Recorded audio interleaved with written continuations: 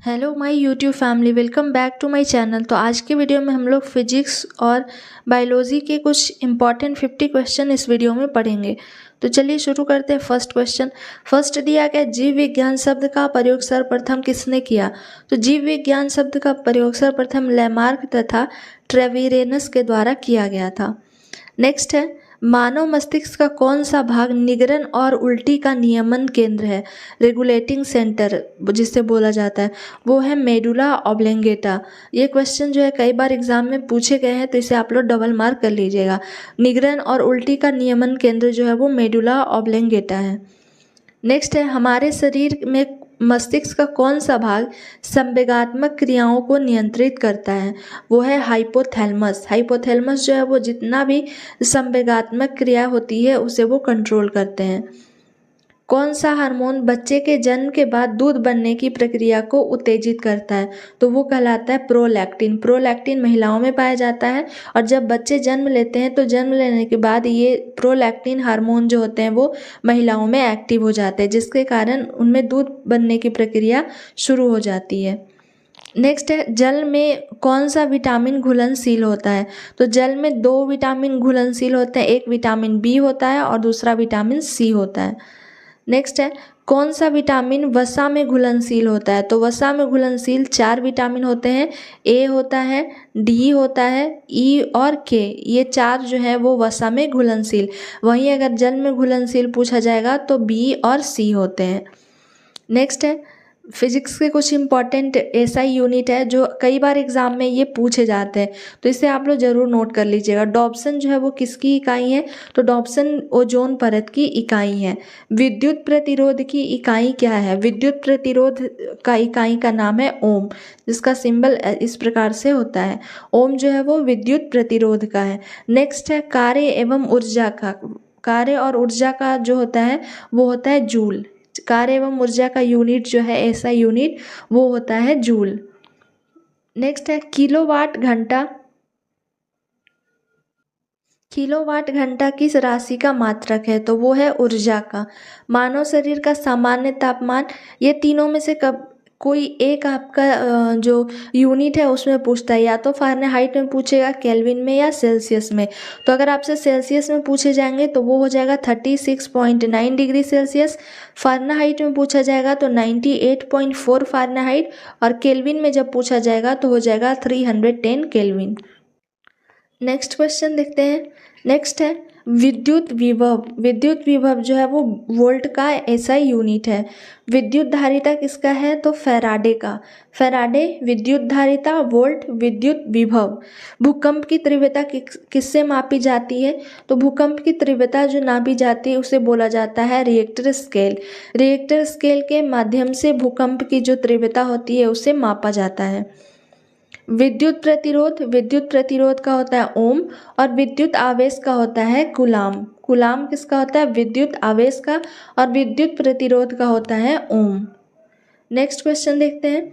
विद्युत धारा, विद्युत धारा का क्या होता है? एम्पियर। विद्युत धारा एम्पियर। विद्युत ऊर्जा किलोवाट घंटा। किलोवाट घंटा किसका होता है? विद्युत ऊर्जा का। नेक्स्ट है, लेंस की क्षमता का मात्रक क्या होता है? तो लेंस की क्षमता का जो मात्रक होता है उसे डायोप्टर बोला जाता है, जिसे डी से डिनोट किया जाता है, और ये लेंस की क्षमता का मात्रक होता है डायोप्टर। नेक्स्ट है, एक अश्व शक्ति कितने वाट के बराबर होते हैं? यानी एक अश्व शक्ति बराबर क्या होता है? तो एक अश्व शक्ति बराबर होता है 746 वाट।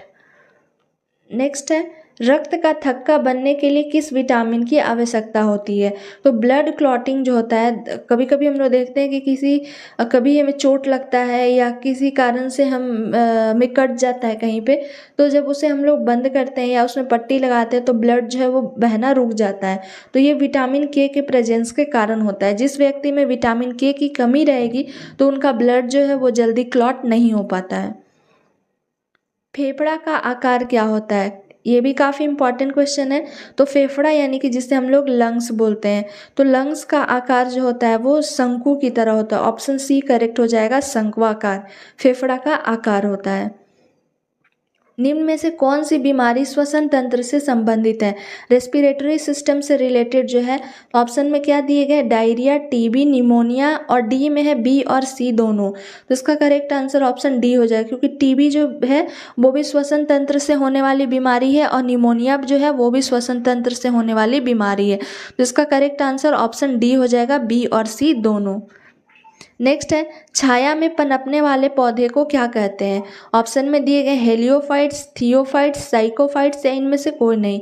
इसका करेक्ट आंसर ऑप्शन सी हो जाएगा, साइकोफाइट्स। यानी कि इन्हें न ज़्यादा पानी की ज़रूरत होती है और इन्हें न ही ज़्यादा सूर्य के प्रकाश की ज़रूरत होती है। तो ऐसे प्लांट्स को साइकोफाइट्स के नाम से जाना जाता है। इसे आप लोग डबल मार्क कर लीजिएगा इस क्वेश्चन को। नेक्स्ट है, मनुष्य के मस्तिष्क की सबसे बाहरी झिल्ली क्या कहलाती है? तो मनुष्य के मस्तिष्क की जो सबसे बाहरी झिल्ली होती है उसे बोला जाता है ड्यूरामीटर। इसका करेक्ट आंसर ऑप्शन सी हो जाएगा, ड्यूरामीटर सबसे आउटर मेम्ब्रेन जो होता है ब्रेन का वो कहलाता है।